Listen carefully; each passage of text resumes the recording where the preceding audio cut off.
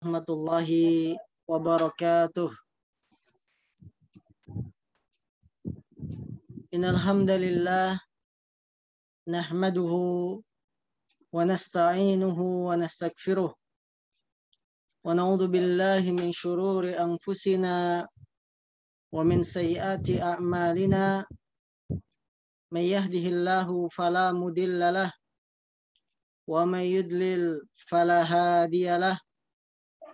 Asyhadu an la ilaha illallah wahdahu la syarikalah wa asyhadu anna Muhammadan abduhu wa rasuluhu la nabiyya ba'dah. Yaqulullah tabaraka wa ta'ala ya ayyuhalladzina amanu taqullaha haqqa tuqatih wa la tamutunna illa wa antum muslimun. Wa qala aidha ya ayyuhan nasu taqu rabbakumul ladzi khalaqakum min nafsin wahidah wa khalaqa minha zawjaha wa batha minhuma rijalan katsiran wa nisaa wattaqullaha alladzi tasaaluna bihi wal arham innallaha kana 'alaikum raqiba. Fa inna asdaqal hadis kitabullah wa khairal hadi hadi Muhammadin sallallahu alaihi wasallam wa syarrul umuri muhdatsatuha fa inna kulla muhdatsatin bid'ah wa kulla bid'atin dhalalah wa kulla dhalalatin finnar. Saudara-saudariku kaum muslimin dimanapun Anda berada, alhamdulillah malam hari yang berbahagia ini, di malam hari yang kita sudah memasuki tanggal 1 Muharram 1443 Hijriah,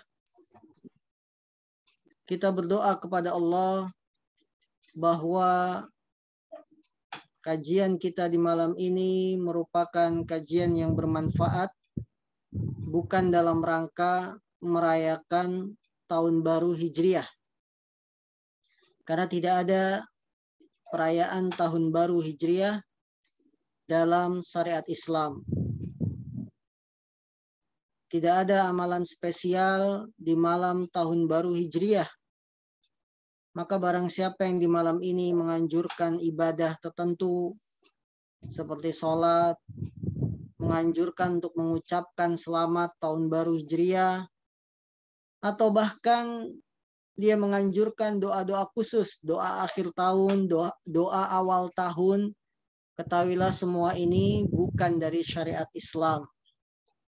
Maka dari itu kaum muslimin, kita kajian malam ini karena memang bertepatan hari Senin yang jadwal kajian kita setiap hari Senin, ya, insyaallah ta'ala sampai buku ini selesai. Jadi jangan sampai dipahami bahwa kita kajian dalam rangka menyambut tahun baru Hijriah, tidak sama sekali. Karena memang jadwalnya saja kebetulan pas hari Senin malam 1 Muharram. Saudaraku, kita sampai pada pembahasan berobat ketika sakit, halaman 32. Yang pertama yang perlu diketahui, perintah berobat. Bahwa karena Islam adalah agama yang sempurna, yang lengkap, seluruh aspek kehidupan diatur oleh Islam, termasuk dalam hal pengobatan. Kenapa Islam sampai mengatur dalam masalah pengobatan? Karena Islam memiliki prinsip, bahkan termasuk tujuan dalam agama ini adalah menjaga jiwa. Para ulama membahas pembahasan menjaga jiwa itu dalam pembahasan ad-daruriyat al-khams, 5 perkara yang doruri yang menjadi perhatian Islam. 5 perkara yang darurat, urgen, menjadi perhatian Islam. Di antara 5 perkara tersebut adalah menjaga jiwa. Maka ketika badan kita sakit, bagaimana kita menjaga jiwa ini untuk tidak terbawa dalam kematian, terbawa sakitnya tambah parah, datanglah Islam menganjurkan kita semua untuk berobat. Karena bagaimanapun orang sakit, ya, Allah SWT memberikan penyakit dengan segala hikmahnya. Ketika kita tidak menempuh sarana untuk sembuh, dengan izin Allah bisa jadi penyakit kita tambah parah. Atau dengan izin Allah pula bisa sembuh. Tapi tetap kita mengambil sarana, karena umumnya menurut percobaan orang yang sakit, kemudian dia misalkan salah ngambil obat, bisa memperparah sakitnya. Karena itulah Islam datang menganjurkan kita untuk berobat, bahkan memerintahkan. Rasulullah SAW dalam hadis riwayat Muslim, beliau bersabda, likulli da'in dawa'un, fa'idha usiba dawa'un ad-da'a baro'a bi'idnillah. Setiap penyakit itu ada obatnya. Bila obat itu menimpa penyakit, cocok, pas kena penyakitnya, maka akan sembuh dengan izin Allah. Karena tidak semua obat bisa sesuai dengan penyakit yang diderita. Karena itu kadang-kadang kita berobat, obatnya tidak pas, sakit kita tambah parah atau lama sembuhnya. Karena tidak mengenai dengan tepat sasarannya. Perintah yang lain yang menunjukkan kita dianjurkan untuk berobat, Rasulullah bersabda, ma anzalallahu da'an illa anzalalahu shifa'a. Tidaklah Allah menurunkan penyakit, melainkan menurunkan pula obatnya. Jadi ketika Allah menurunkan penyakit, pasti ada obatnya. Termasuk penyakit-penyakit yang aneh, penyakit-penyakit yang manusia tidak mengenal sebelumnya, penyakit baru, Allah akan turunkan obatnya. Ini harus kita imani, bahwa tidak ada satupun penyakit, melainkan ada obatnya yang bisa membasmi penyakit tersebut. Kemudian dalam hadis yang lain yang memerintahkan kita berobat, an Usamah bin Syarikin qala, qalatil a'rabu ya Rasulullah, ala natadawa? Qala na'am, ya ibadallah, tadawaw, fa inna Allah lam yada' da'an illa wadu'a lahu shifa'a, aw qala dawa'an illa da'un wahidun. Qalu ya Rasulullah, wa ma huwa? Qala al-haram. Usamah bin Syarik berkata, ada orang-orang Badui mendatangi Rasulullah lalu bertanya, wahai Rasulullah, apakah kita boleh berobat? Beliau menjawab, iya, boleh. Wahai para hamba Allah, berobatlah. Tadawaw, ini perintah dengan menggunakan fiil amr. Tadawaw, berobatlah kalian. Sesungguhnya tidaklah Allah meletakkan penyakit, melainkan meletakkan pula obatnya. Kecuali satu penyakit yang tidak bisa diobati. Mereka bertanya, penyakit apa itu wahai Rasul yang tidak bisa diobati? Yaitu penyakit pikun. Maka hadis-hadis sahih tersebut memerintahkan kita untuk berobat. Meniadakan. Ya, ini tidak meniadakan tawakal. Jadi kita berobat itu bukan berarti kita tidak tawakal. Justru bentuk tawakal adalah dengan diiringi usaha. Kata Imam Ibnu Qayyim, ya, hal ini seperti orang yang lapar, haus, dia kemudian makan, minum untuk menghilangkan apa? Menghilangkan laparnya, menghilangkan hausnya. Begitupun berobat. Ketika kita sakit, kita cari obat supaya penyakitnya hilang. Bagaikan orang lapar, cari makanan supaya laparnya hilang, makan. Begitupun dengan berobat. Ada yang perlu diperhatikan ketika kita berobat. Yang pertama, berobat itu dengan sesuatu yang dibolehkan secara kacamata syariat. Ya. Jadi bukan dengan sesuatu yang secara kacamata syariat mengharamkannya. Contoh kalau kita berobat dengan minum madu, ini dibolehkan. Karena Allah SWT jelas-jelas berfirman dalam surat An-Nahl ayat 69. Tsumma kuli min kulli tsamarati fasluki subula rabbiki zulula yakhruju min butuniha syarabun mukhtalifun alwanuhu fihi shifaa'un linnas. Makanlah dari tiap-tiap macam buah-buahan dan tempuhlah jalan Rabbmu yang telah dimudahkan bagimu. Dari perut lebah itu keluar minuman, cairan, yaitu madu, yang bermacam-macam warnanya, di dalamnya terdapat obat yang menyembuhkan bagi manusia. Jadi madu dalam ayat ini sudah dijelaskan bahwa dia menyembuhkan penyakit manusia. Maka kita berobat dengan madu boleh.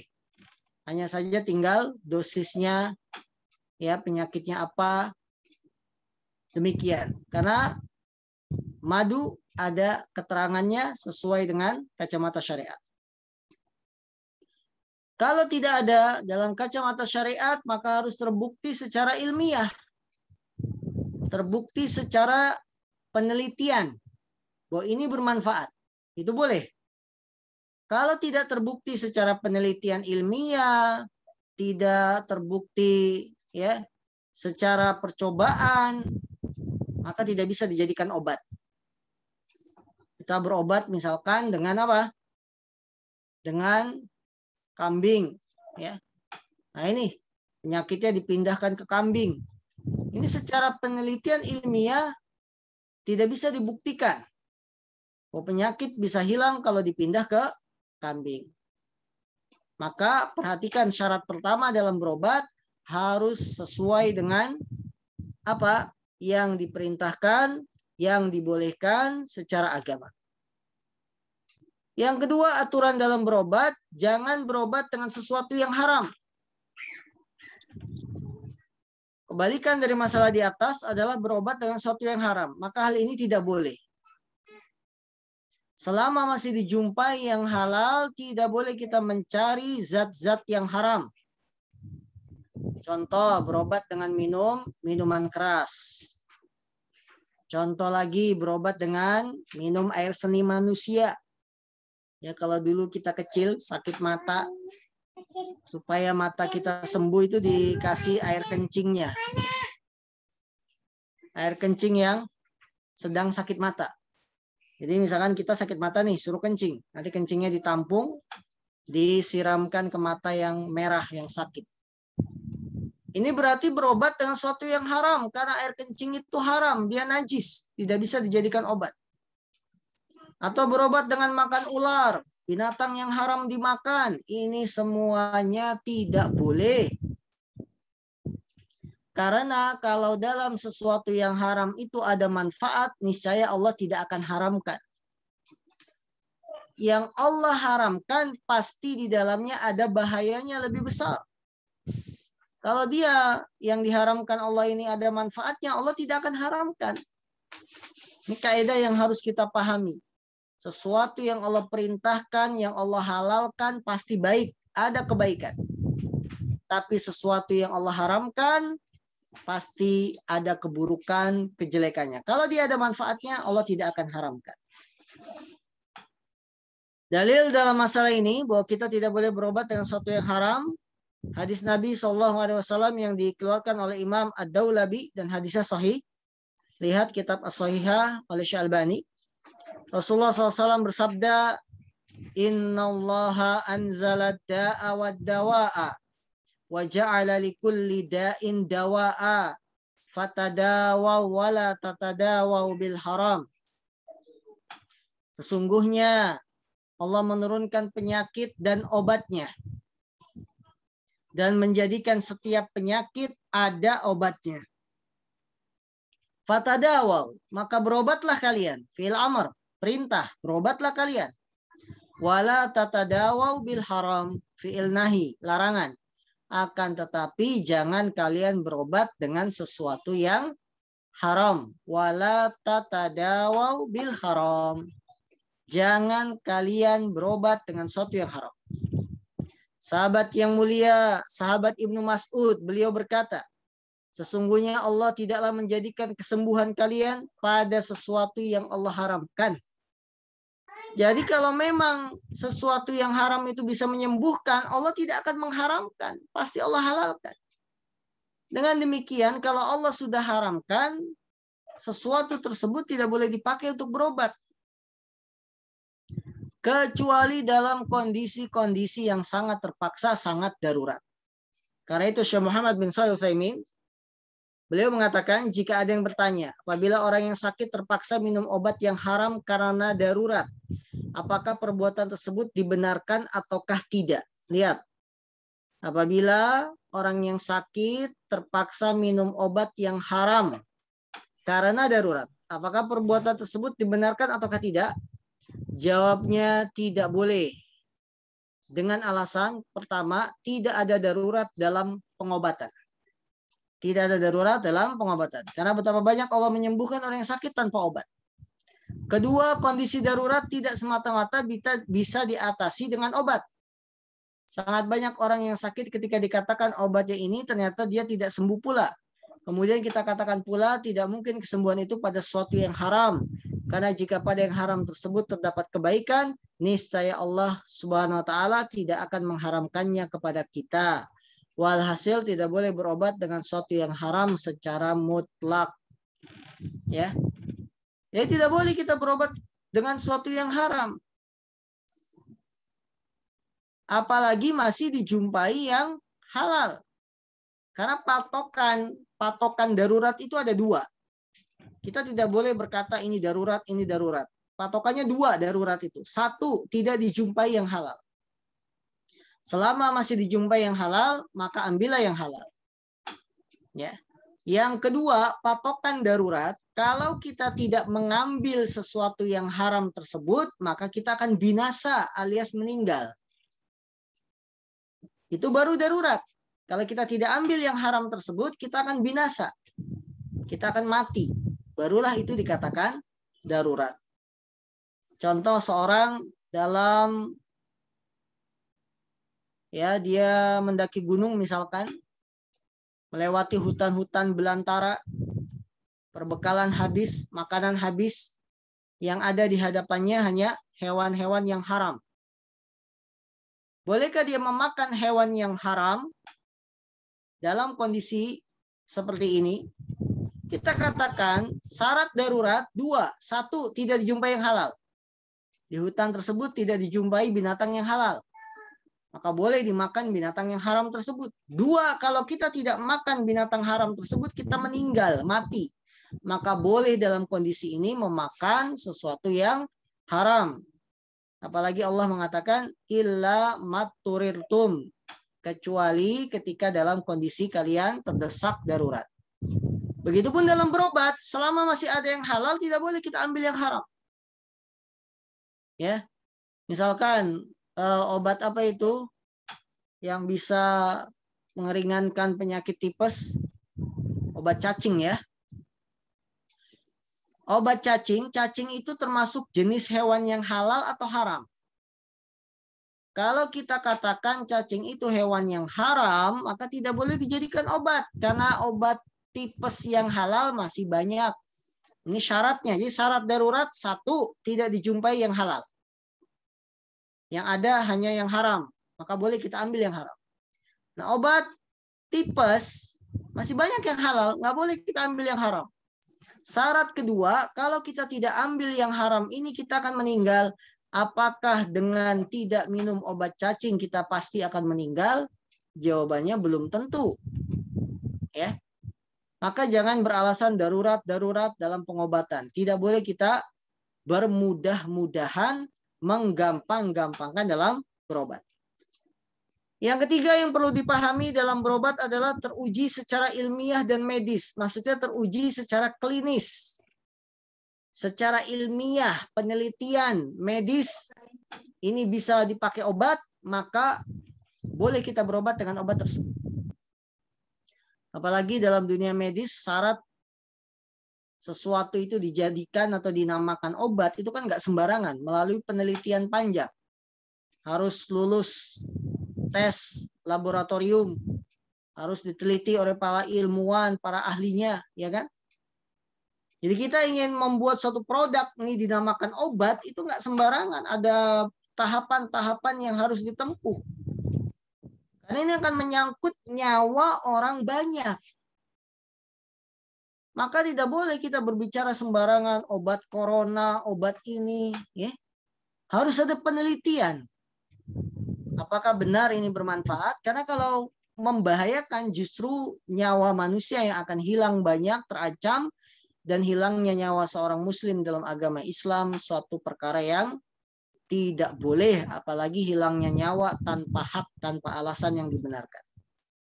Teruji secara ilmiah dan medis, ini pun harus diperhatikan.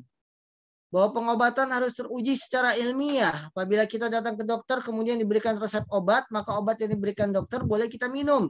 Karena pada umumnya obat yang diberikan telah teruji secara ilmiah menurut ilmu medis. Ya, obat-obat yang direkomendasikan oleh para dokter ya tentunya dengan dosis yang berbeda-beda. Ini kan nggak sembarangan ini bikin obat. Ada tes-tes, tahapan-tahapan laboratorium yang harus lulus dan seterusnya. Ya. Dari sini juga kita dapat ketahui batalnya metode pengobatan alternatif yang berkembang dewasa ini atau yang biasa disebut pengobatan herbalis, pengobatan apa begitu ya. Kalau itu tidak teruji secara ilmiah dan medis, maka tidak bisa dijadikan obat. Berobat dengan telur. Telurnya sebagai media mendiagnosa penyakit. Berobat dengan janur. Tahu janur? Ya, pohon janur yang biasa buat bikin ketupat. Ya. Ini batil. Secara ilmiah itu nggak bisa terbukti. Hubungan telur dengan diagnosa penyakit itu apa? Nggak nyambung. Hubungannya janur dengan penyakit itu apa? Tidak nyambung. Maka pengobatan harus sesuai penelitian ilmiah. Yang keempat, berobat itu atas saran ahli kedokteran. Karena kita mengamalkan firman Allah yang berbunyi, Fas'alu ahla dzikri in kuntum la ta'lamun. Bertanyalah kepada orang yang mempunyai pengetahuan, yang punya ilmu, jika kamu tidak mengetahui.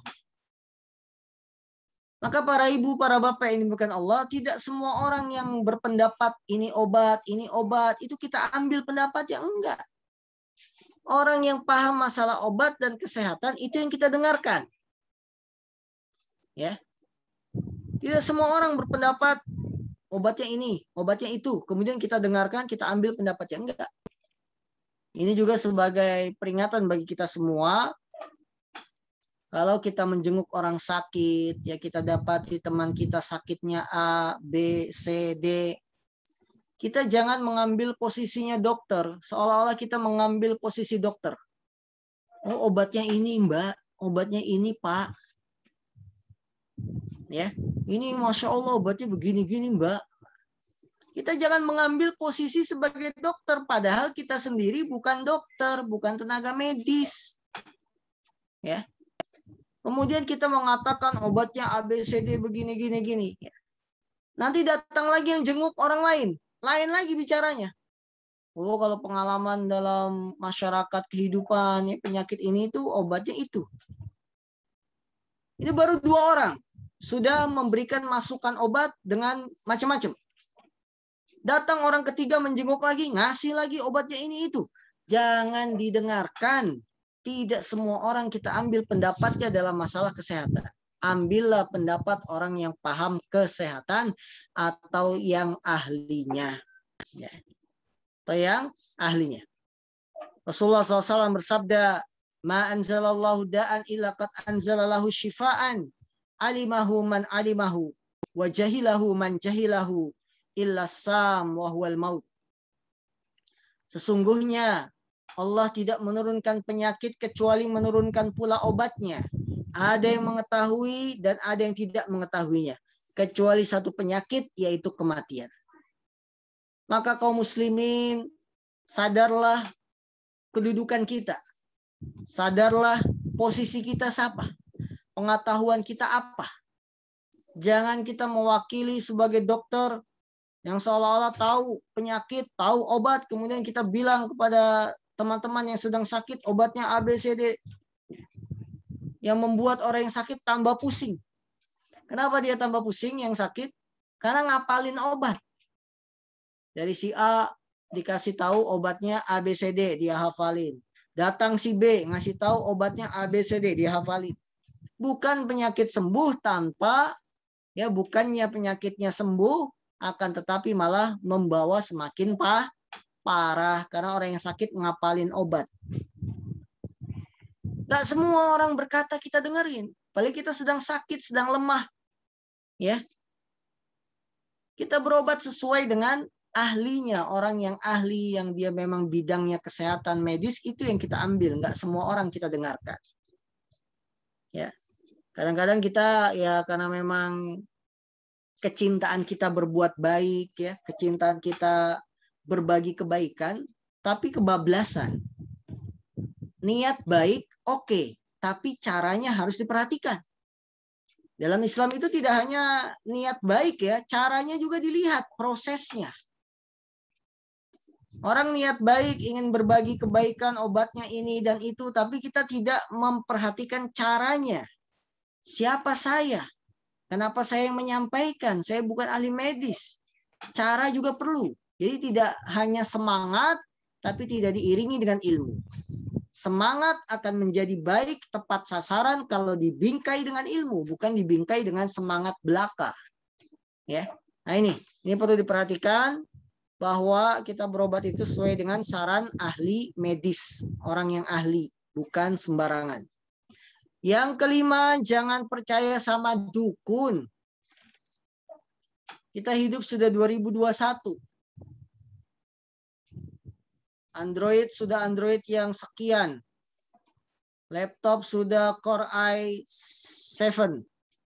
Ya, dan seterusnya. Windows sudah Windows 11, bukan Windows 10 lagi. Maka kalau zaman seperti ini masih ada yang percaya dengan dukun ketika berobat, mau dikemanakan itu akal pikirannya. Jadi ketika kemajuan teknologi berkembang pesat, tidak diimbangi dengan keyakinan kita. Kita masih percaya sama hal-hal mistik dalam berobat. Percaya sama dukun dalam berobat. Ini kontras sekali dengan kemajuan zaman. Jadi kalau zaman sekarang masih ada percaya dukun, ini dia ketinggalan zaman. Kadang-kali ya seringkali kita jumpai sebagian saudara kita bila ditimpa penyakit, mereka lebih percaya untuk datang ke dukun daripada ke rumah sakit dan sejenisnya. Ketahuilah kaum muslimin, datang ke dukun itu termasuk perkara yang diharamkan. Kita sekedar datang saja itu sudah haram. Sholat kita tidak diterima 40 hari. Apalagi kita datang kemudian nanya ke dukunnya, dukunnya jawab, kita percaya, kita benarkan ucapan dukun. Lebih parah lagi. Bisa keluar dari agama Islam kalau kita membenarkan ucapan si dukun. Rasulullah SAW bersabda, "Man ata arwafan au kahina fasaddaqahu fima yaqul faqad kafara bima anzala ala Muhammad." Barang siapa yang mendatangi dukun, kemudian dia membenarkan apa yang diucapkan oleh si dukun, maka sungguh dia telah mengingkari, kafara. Sungguh dia telah mengingkari apa yang diturunkan kepada Nabi Muhammad SAW. Jadi dukun itu orang yang mengaku tahu perkara gaib. Bahkan kita belum sampai rumah si dukun, kita sudah ditebak penyakitnya ini, ABCD. Orang-orang yang semacam ini, ya, orang-orang yang tidak bisa diambil ilmunya. Tidak bisa diambil ucapannya. Karena dia berkolaborasi dengan setan. Belum lagi kalau ngobatin, dukun lihat kalau ngobatin. Qomat kamit. Ya. Bilangnya begini, begitu, obatnya ini, itu. Ini nggak masuk akal, tidak ilmiah. Mengobati dengan batu, batunya nemu saat turun hujan. Ada geledek kilat menyambar. Ya, kemudian batunya diambil untuk mengobati pasien. Ini nggak ilmiah, secara akal itu nggak bisa diterima. Orang yang biasa hidupnya ilmiah, para ilmuwan, para dokter, ya, yang biasa bergelut dengan bidang ilmu, kalau dibawa-bawa seperti ini nggak masuk. Maka pengobatan itu sesuatu yang memang bidangnya bidang ilmiah, uji coba, dites laboratorium, bukan sesuatu yang mistik, ya. Sampai memindahkan penyakit ke pasien, memindahkan penyakit ke mana? Penyakit pasien dipindahkan ke kambing, kambingnya itu aja. Ya. Belum lagi praktek-praktek kolaborasi dengan jin dan setan. Allah Akbar. Ini tidak boleh. Kemudian yang keenam yang perlu diperhatikan ketika kita berobat, kesembuhan itu hanya di tangan Allah semata. Saudaraku yang sedang sakit, sadarilah bahwa yang menyembuhkan penyakit adalah Allah.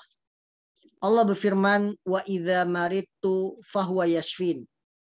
Dan apabila aku sakit, ini tentang Nabi Ibrahim, yang dia mengatakan apabila aku sakit, dialah yang menyembuhkan aku. Jadi yang menyembuhkan penyakit Allah. Jangan sekali-kali kita meyakini obat itu yang menyembuhkan kita. Tidak. Karena itu Rasulullah bersabda ketika menjenguk orang sakit, Rasulullah mendoakan kesembuhan. Isfi anta syafi. Ya Allah, berilah kesembuhan. Anta syafi. Engkau yang memberikan kesembuhan. La shifa'a illa shifa'uk. Tidak ada kesembuhan kecuali darimu. Ya. Maka yakinilah obat, dokter itu cuma sarana saja, sarana untuk sembuh. Ikhtiar kita supaya sembuh, bukan dia yang menyembuhkan 100%. Yang menyembuhkan itu Allah. Maka jangan sekali-kali kita mengatakan obat ini manjur, kemudian lupa bahwa yang menyembuhkan Allah. Atau kita terima kasih kepada Pak Dokter terima kasih ya sudah menyembuhkan penyakit saya. Ini salah. Dokter itu cuma sarana. Yang menyembuhkan penyakit adalah Allah. Karena itu Syekh Abdurrahman bin Nasir As-Sa'di beliau berkata, berkenaan dengan sebab dan sarana ini harus diketahui 3 hal. Jadi kalau kita berobat, mengambil sarana, mengambil sebab untuk sembuh, harus dipahami 3 hal. Yang pertama, sarana atau sebab itu harus sesuai dengan syariat dan penelitian ilmiah. Kita ngambil sesuatu sebagai sarana untuk sembuh. Ini harus sesuai penelitian ilmiah kedokteran dan sesuai dengan syariat. Jadi bukan sembarang media kita ambil untuk sembuh. Mengobati penyakit dengan darah hewan, ya. Ini. Jadi harus sesuai penelitian ilmiah dan sesuai dengan syariat. Syarat kedua, tidak boleh bersandar kepada sebab tersebut. Namun harus bersandar kepada yang menjadikan dan mentakdirkannya, disertai dengan usaha dan bersemangat agar sebab tersebut memberi manfaat. Jadi kalau kita mengambil satu sebab, minum obat, ini jangan bersandar pada obat ini. Tapi harus kita bersandar pada Allah yang mentakdirkan perjalanan penyakit kesembuhan kita. Ini nggak boleh kita 100% bersandar sama Pak Dokter. Pak Dokter tolong selamatkan nyawa orang tua saya. Allahu Akbar. Ya. Jangan bilang begitu. Pak Dokter tolong sembuhkan orang tua saya. Jangan bilang begitu. Tapi Pak Dokter tolong usahakan secara maksimal. Begitu. Sesuai dengan ilmunya Pak Dokter. Tetap yang menentukan sembuh atau tidak Allah. Yang menyelamatkan nyawa seorang Allah. Jangan diyakini bersandar 100% pada dokter atau sebab tersebut. Perkara ketiga yang harus dipahami ketika kita mengambil sarana dan sebab, harus diketahui bagaimanapun besar dan kuatnya sebab itu, dia tergantung kepada qada dan takdir Allah, tidak bisa lepas. Jadi betapapun kuatnya kita bersandar, berpegang dengan sebab dan sarana, semuanya tetap berjalan dengan takdir Allah. Anda prokes kuat, sangat prokes, ya, rewel dengan prokes, tapi semuanya tetap tergantung pada takdir. Tidak bisa kita meyakini 100%. Maskerku menjagamu, maskermu menjagaku. Nggak bisa begitu. Betapapun besarnya, kuatnya, efektifnya vaksin, efektifnya masker, semuanya bergantung pada takdir Allah, tidak bisa lepas. Jangan Anda berkeyakinan, oh sudah vaksin, apa penyakit lewat. Nggak bisa begitu. Semuanya bergantung dengan takdir Allah. Oh, masker saya sudah double. Double-nya nggak macam-macam. 4 lapis. Nggak ada yang bisa masuk penyakit ke tubuh saya. Masker 4 lapis. Tidak ada. Betapapun kuatnya Anda prokes, semuanya tergantung dengan takdir dan qada Allah. Ini yang harus kita pahami ketika berobat. Ketika kita mengambil sebab dan sarana. Karena banyak yang salah dan keliru. Dia ngambil sebab sarana, kemudian dia yakini 100% inilah yang bisa menyembuhkan. Ini yang bisa menjaga saya. Salah. Maka sekarang sedang ramai ya vaksinasi di mana-mana. Anda jangan yakini itu 100% bisa melindungi Anda. Ini hanya sebab sarana ikhtiar kita. Ya, kita usaha untuk sehat, kita usaha untuk tidak terkena virus corona, tapi semuanya kita serahkan sepenuhnya kepada Allah. Ya. Nah, kalau begitu nggak usah vaksin, Pak Ustadz. Ya enggak, salah juga. Anda harus tetap usaha, tetap berobat. Nah, sampai sini kita break sebentar. Kita lanjutkan setelah itu dengan tanya jawab. Nah.